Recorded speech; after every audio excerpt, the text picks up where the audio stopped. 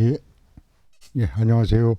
예, 허영랑 디지털 조화 TV 2026년 6월 10일 제 119회입니다. 박정희와 도랑 선생 그 인연과 어록에 대해서 말씀 나누고자 합니다.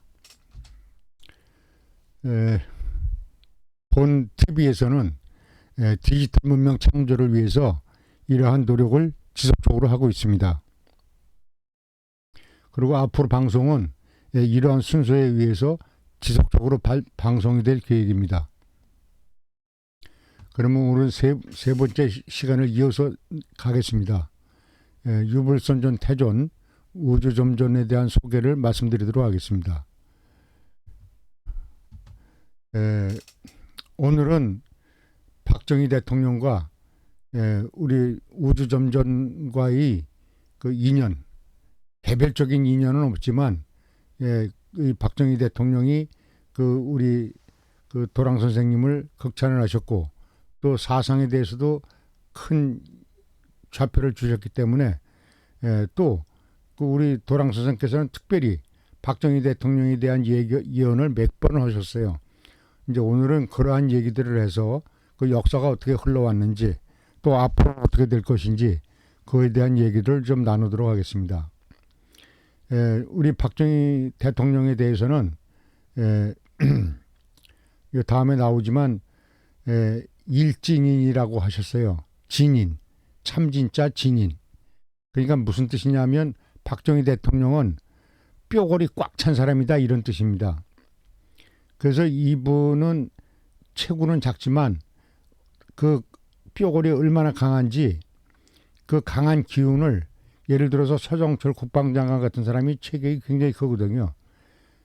그분도 이 박정희 대통령 앞에 서면 이 기를 못 핍니다. 그렇게 이제 진골이시거든요. 그리고 우리 그 도랑 선생께서는 박정희 대통령은 당군 성조 이후에 최고의 업적을 남기실 분이라고 그때 그렇게 말씀을 하셨습니다. 그리고 그 박정희 대통령 이후에 이 노태우 대통령까지 박정희 대통령이 18년 집권하셨거든요. 우리 스승님이 예언하신 것도 18년이었어요. 근데 그대로 18년에 그 정권을 끝내게 됐고 그 이후에 10년을 더 한다고 그랬었는데 이 최규와 그다음에 여기 전두환 노태우까지 이어지면서 28년이 넘어 총 31년간의 박정희 대통령서부터 노태우까지 총 31년간의 이런 집권의 시기가 있었습니다. 그러면 이제 그 박정희 대통령하고 인연 관계에서 이 얘기부터 먼저 드리고 가겠습니다. 2차 세계대전 때 일본이 패망을 하는데 이 패망의 길로 인도한 것이 저는 우리 도랑 선생님의 영향이 컸다고 생각을 합니다. 그 일본은 외정시대 때 우리 도랑 선생께서 일본 특허청에 그 조폭기 엔진이라는 게 뭐냐면 제트 엔진을 말하는 겁니다. 그 다음에 이제 그 지금 말하는 이제 슈퍼컴퓨터급의 컴퓨터, 그 다음에 경운기 등 그 수많은 발명품들을 일본에다가 특허 출원을 했어요. 근데 일본이 이때 당시에 특허청을 없애버리고 특허국으로 바꾸면서 이 도랑 선생께서 그 출원하셨던 것들이 모두가 다 증발이 돼 버렸어요. 그래서 이제 그 도랑 선생은 일본이 괘씸하고 이런 건 안 된다 이렇게 생각하셔서 그 일본에다가 발전자 꼬리형 폭탄 기술을 일본 정부에 알려줬어요. 그게 이제 바로 이건데요. 보통 폭탄이 위에서 던지면 이렇게 그 탄두가 먼저 떨어지고 꼬리가 나중에 떨어지게 되죠. 근데 이것이 이제 일반 폭탄인데 우리 스승님께서는 이걸 없애버리고 요 네모진 통 안에 이 발전자 모양을 그대로 이게 또 열십자로 다 더 이게 대서 이게 발전자 모양으로 이걸 여기다 붙이는 겁니다. 그렇게 되면 이게 발전자 모양의 이게 폭탄이 되는데 이게 무슨 차이가 있느냐 하면 비행기에서 떨기면 떨어지는 건 똑같은데 이게 물속에서 1m인데 2m만 지나가면 이게 그냥 45도 각도로 그냥 내려가는 게 아니라 45도 각도로 떨어지던 이 폭탄이 그냥 수평을 유지해서 그냥 그대로 일직선으로 날아갑니다. 그래서 이 배 밑창을 뚫어버리거든요. 그래서 미국도 이 조그만 폭탄에 어떻게 해서 이 큰 군함들이 침몰을 했는가 이거를 검사를 했거든요. 조사를 보니까 이게 달려 있는 겁니다. 꼬리에. 그래서 미국이 이것 때문에 놀란 거죠. 그래서 이 특허를 도둑질한 일본을 멸망시키기 위해서 우리 도랑 선생이 이것을 일본에다 알려줬는데 일본은 이거를 좋은 기회라고 생각을 하고 이걸 쓴 거죠. 근데 결국은 이거로 인해서 일본은 이제 멸망을 하는 그러한 것으로 이제 진행이 됐죠. 제가 이제 디스커버리 방송을 보다 보니까 이게 방송이 나오더라고요. 근데 이 방송의 내용이 뭐냐면 어떻게 이 폭탄이 45도 각도로 이렇게 물속을 가라앉는 게 아니라 물속에 들어가자마자 어떻게 해서 배 밑창을 뚫었는지 미국은 그것이 궁금했던 거예요. 그래서 이제 그 실험을 해보니까 이것을 했기 때문에 이 배가 침몰했다 이런 얘기입니다. 그래서 일본이 패망을 한 것은 결국은 이런 짓거리를 했기 때문에 첫째는 이 특허를 탈취를 했고 두 번 그래서 그거에 인해서 이런 것을 가르쳐주게 됐고 이래서 일본이 핵폭탄을 맞고 패망을 하는 그런 길로 들어주게 됐던 거죠. 또 한 가지는 6.25 전쟁이 끝나고 그 다음 해에 1954년 경복궁에서 만국 박람회가 있었습니다. 그때 우리 스승께서 무곡병기관이라는 이러한 발동기죠 이거 엔진을 출품을 했어요. 그래가지고 이게 발명 특허 제 190호인데 이거를 전시를 해서 이거 대상을 받았어요. 그래서 이 만국박람회에서 대상을 받았습니다. 그래서 이 정부에서 이거 엔진을 만들 수 있는 그런 자금까지도 지원해주고 그런 일이 있었습니다. 그래서 이건 어떤 거냐면 이 크랑크라는 것은 이제 일반적으로 이 피스톤이 왕복 운동을 하게 되면 이걸 곡선 운동으로 해서 이걸 직선 운동을 받아주는 그런 역할인데 이거는 무곡병기관이라는 건 뭐냐면 이거 크랑크 없이 그냥 직선적으로 움직이는 그냥 곡선 운동 없이 직선 운동으로 받아주는 그런 엔진인 거죠. 그래서 이제 휘지 않는 그런 기관이다 이제 해서 무곡병기관이라고 이름 진 건데 그래서 이걸 쓰게 되면 휘발유 말고도 뭐 석유, 중유, 가스, 뭐 무연탄, 물도 이제 연료로 사용할 수 있는 그런 상태가 되고 또 이런 걸 연료로 쓰더라도 10분의 9가 전력이 돼서 이제 그렇게 되는 엔진인데 이것이 결국은 현 시대에 적용은 되지 않았습니다. 근데 어쨌든 지금이야 뭐 엔진도 필요 없고 그다음 이제 이 엔진 다음에 이제 마 엔진이라든가 뭐 지금 그러한 엔진들이 발전이 되는데 시대의 흐름으로 봐서는 이 무곡병기관의 시대를 거쳤어야 되는데 이걸 거치지 않고 그냥 막바로 지금 엔진이 없는 그런 시대가 되었죠. 자, 그러면 여기까지는 이제 이러한 기술 덕분에 일본에서의 특허, 그다음에 이런 폭탄 제조 기술 등 이 특허냈던 거 이거를 강대양 변호사가 박정희 대통령한테 설명을 하기 위해서 이러한 얘기를 했던 거죠. 박정희 대통령을 이해시키기 위해서. 그래서 이 말씀을 드려서 박정희 대통령이 우리 도랑 스승님에 대해서 굉장히 큰 호감과 이제 그런 관심을 갖게 됐던 그런 결과가 됐습니다. 그리고 어제 방송에서 말씀드렸던 것 같이 그 안신규라는 분이 사형 선고 받은 것을 그걸 풀어줘서 정상적인 삶을 살 수 있도록 해주신 것도 그것도 역시 우리 스승님의 덕이 아닐 수 없습니다. 그러면 이 박정희 대통령에 대한 그 얘기를 말씀드리자면 첫째는 그 5.16 군사혁명이죠. 이때 그 말씀드렸듯이 5월 15일 날 밤에 을지로 사무여관에서 강대향 변호사 뭐 등 이런 우리 선배 선생님들하고 같이 약주를 드시면서 10시가 넘어서 내일 새벽에 4시에 박지성을 가진 장군이 혁명을 한다라고 말씀하셨거든요. 그러니까 5.16 혁명 전에 우리 스승님께서는 이거를 예언을 하신 거예요. 그리고 그 다음날 그 일정대로 그대로 혁명에 성공을 해서 이제 혁명 공약을 발표했고 그 다음에 새 시대를 열게 되는 계기가 됐죠. 그래서 이러한 시대를 열게 된 것이 바로 그 천지하만도에 그대로 기록이 되어 있습니다. 이 천지하만도라는 것은 이거 예언서입니다. 이 예언서인데 굉장히 길이가 길어요. 근데 이제 제가 이제 여기 박정희 대통령에 관한 것만 잠깐 떠다가 여기다 이제 기록을 한 건데요.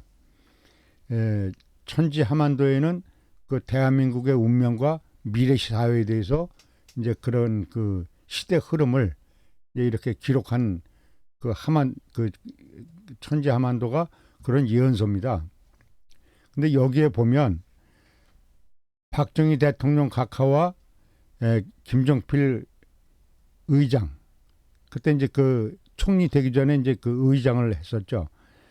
평화혁명을 논함으로 종교를 개혁할 일진인 이존서에 속한다.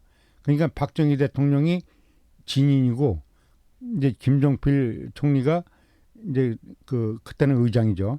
이게 이제 존사에 속한다.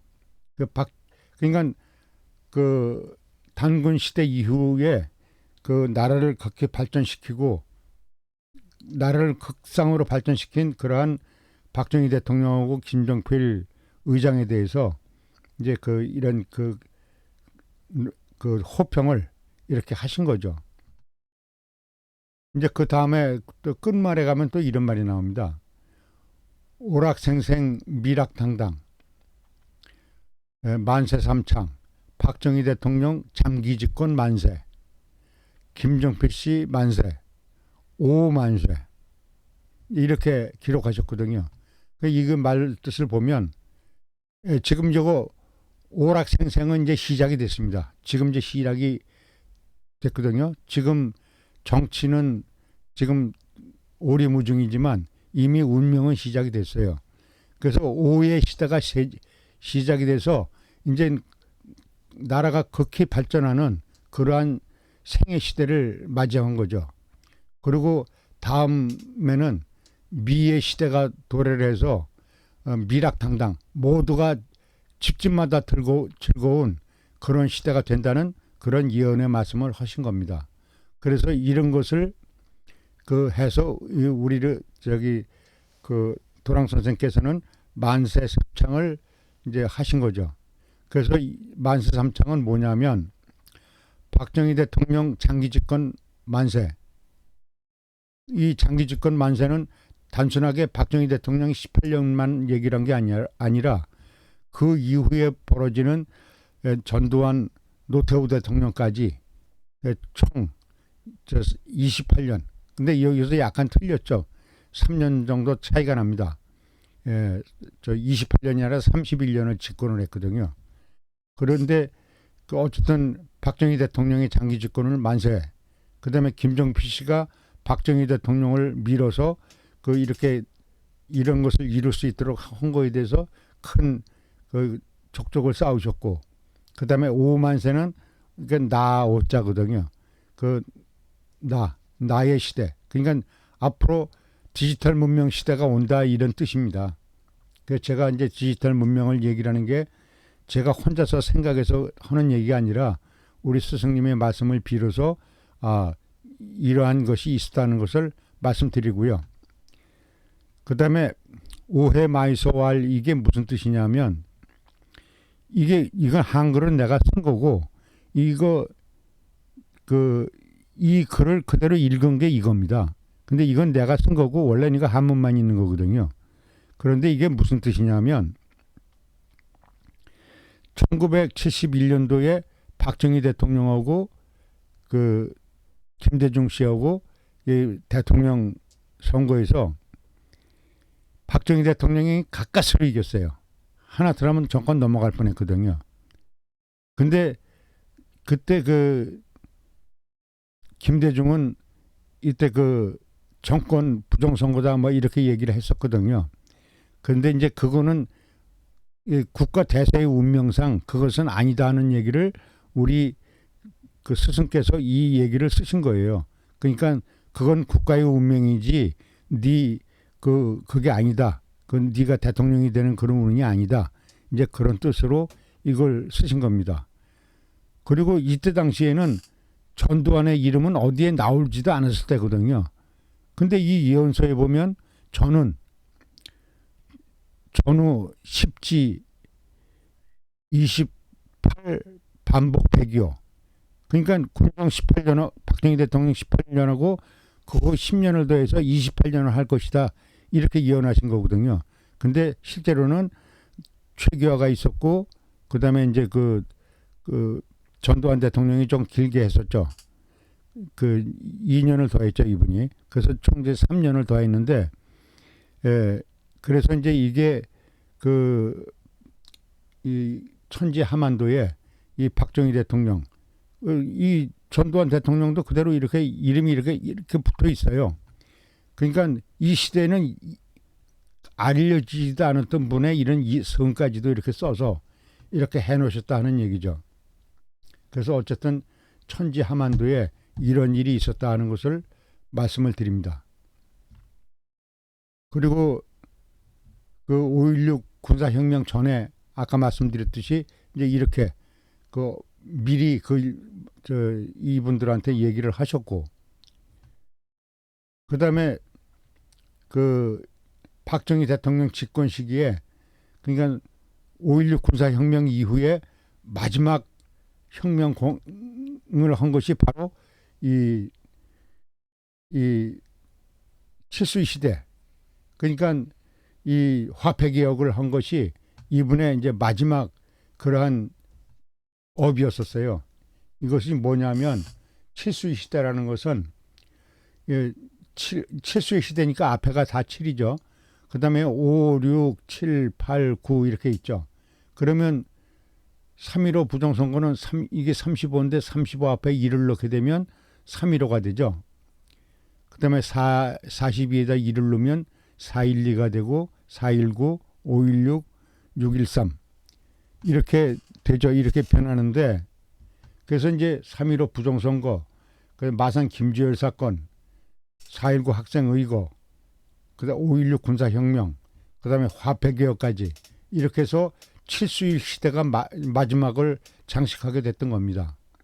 그래서 이 박정희 대통령 시대에 이러한 그 칠수의 시대를 맞이해서 그걸 성실하게 수행을 하셨기 때문에 그래서 그 다음에 대한민국이 홍복을 받아서 오늘날 세계 인류 국가로 발전하는 그런 계기가 되었던 것입니다. 이제 다음에는 7번째 얘기로 박정희와 도랑 선생하고 무슨 인연이 있느냐. 이건 직접적인 인연은 아니에요. 근데 박정희 대통령이 여기 나오는 그 차균희 농림부 장관을 여기다 직접 보내셨어요.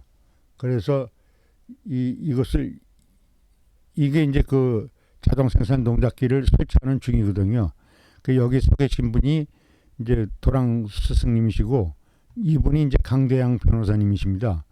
그래서 이 남해도 금산 여기가 주세봉 선생이 이 바위 돌에다가 예언서를 써놓으신 자리가 있어요.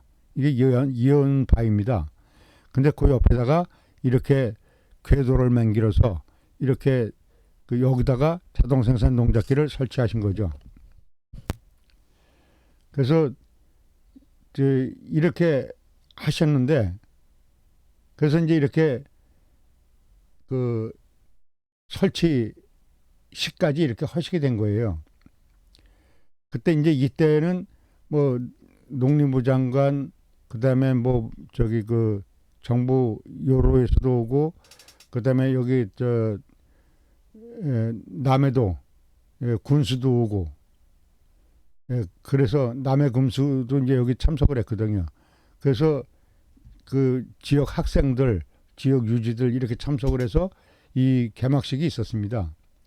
근데 이 개막식이 있고 얼마 지나서 정부에서 이거를 파기를 했어요. 이게 없어졌어요. 그래서 이제 그 우리 스승님이 산속에 계시다가 이 말씀을 들으셨어요.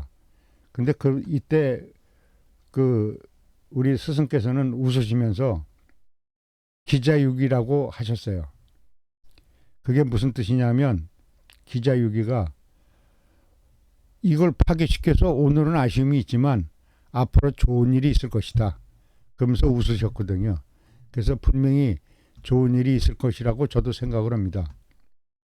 그래서 이때 어쨌든 남해도 금산, 이 금산이라는 말을 잘 새겨 들어야 됩니다.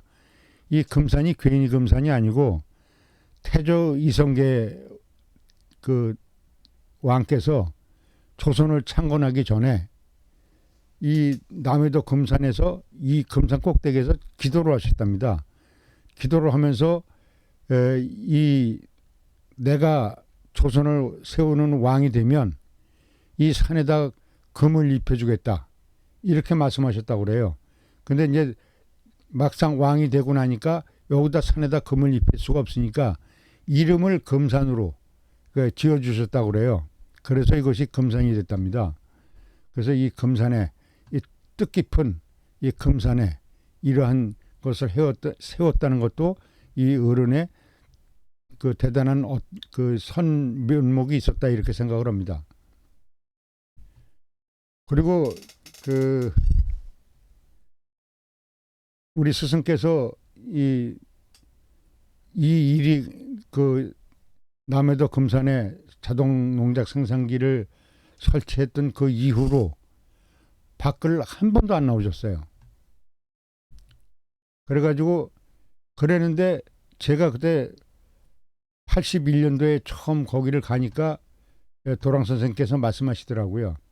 얼마 전까지 그 우리 스승님 사시는 뒷산에 골짜기가 아니 골짜기에 그 동굴이 하나 있는데 거기 그 중앙정보부에서 나와 있다고 그러시더라고요. 나와 있었다고. 지금은 철수했지만 그 나와 있었다고 얘기를 하시면서 여기서 그 무전도 하고 이제 그런 걸 했다고 말씀을 하시더라고요. 그래서 그 어찌해서 우리 스승님이 야인인데 국가기관에서 그렇게 그 관리를 했는지 저도 잘 이해가 가질 않습니다. 어쨌든 그 중앙정보부에서도 이렇게 이 사찰을 했고, 또한 이분이 그 홀로 사시는데 이 여기다가 뭐 제가 확인한 건 아니지만 방사능 공격도 했었다고 그러는 얘기도 들었습니다. 그래서 몸이 안 좋아지셨다고 하는 말씀도 하셨거든요. 그래서 야, 이랬을까 하는 그런 생각도 들고, 그리고 이 광주에 가면 증심사라고 있거든요. 광주 무등산에 증심사가 있습니다. 그 이제 제가 이제 우리 스승께서 하도 여기서 공격을 해온다고 하셔서 제가 한번 가봤습니다. 오토바이 타고 무등산까지 올라가서 오토바이 타고 여기 그 밑에까지 갔죠. 그래서 여기 가서 들어봤어요. 근데 제가 보기에는 일반 절하고 비슷하지 뭐 특이한 걸 제가 발견을 못했어요. 그런데 어쨌든 이 증심사에서 지속적인 공격을 한다라고 말씀을 하셔서 제가 이 증심사를 실제로 이렇게 가본 일이 있었다 하는 말씀을 드립니다. 이제 이게 마지막 얘기인데요. 1979년 여름에 충남 부여 귀암면, 그 낙동강변입니다. 귀암면에 사시는 제자 의당 이규희 선생님이라고 계셨습니다. 이분은 누구냐면 고향은 그 부여이신데 출생은 백두산에서 출생을 하셨어요. 외정시대 때. 그래가지고 이 아주 기백이 대단하세요. 그리고 이분이 그 1917년생이니까 우리 스승님보다 한 살 위시고, 그다음에 박정희 대통령하고는 동갑이시거든요. 그 이 79년도 여름에 그 8월달에 그 뜨거운 때에 이제 그 수박을 한 통 사가지고 여기를 가셨다고 합니다. 그래서 이제 이 말씀을 나누셨는데, 그래서 끝나고서 이제 수박을 드리고 말씀 나누고 올라오르는데 그 스승님이 다시 불러 앉히셔가지고 수박을 칼로 자르라고 하셨대요. 이게 그러지 말고 이거 나중에 천천히 잘라서 드시라고 그랬더니, 이거는 박정희 머리통이니 지금 자르고 가야 된다고. 그래서 할 수 없어서 이 칼로다가 이 수박을 그 열십자로 잘라서 이렇게 뇌동강을 내서 잘라놓고 이렇게 오셨다고 합니다. 드시지는 않고. 근데 그러고서 이제 그 한두 달 있다가 이 사건이 있었던 거예요. 그 이제 김재규가 박정희 대통령을 그 권총으로 살해를 했죠. 그 이런 일이 있었던 거예요. 그러니까 우리 스승님께서는 이런 걸 다 예견하시고 이 수박을 사오신 이분한테 이러한 것을 시켜서 그 박정희가 사망하는 이 군정 18년 예언하신 분이 이분이거든요. 도랑 스승님께서 이렇게 예언을 하셨던 거죠.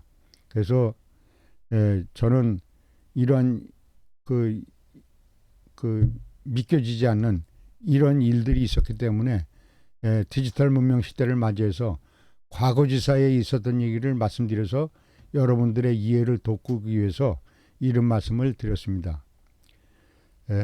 이렇게 또 시간 내서 시청해 주셔서 감사합니다. 홍익인간의 디지털 문명 창조를 위해서 허영강 TV는 지속적인 노력을 할 것입니다. 이렇게 시청해 주셔서 감사합니다. 고맙습니다.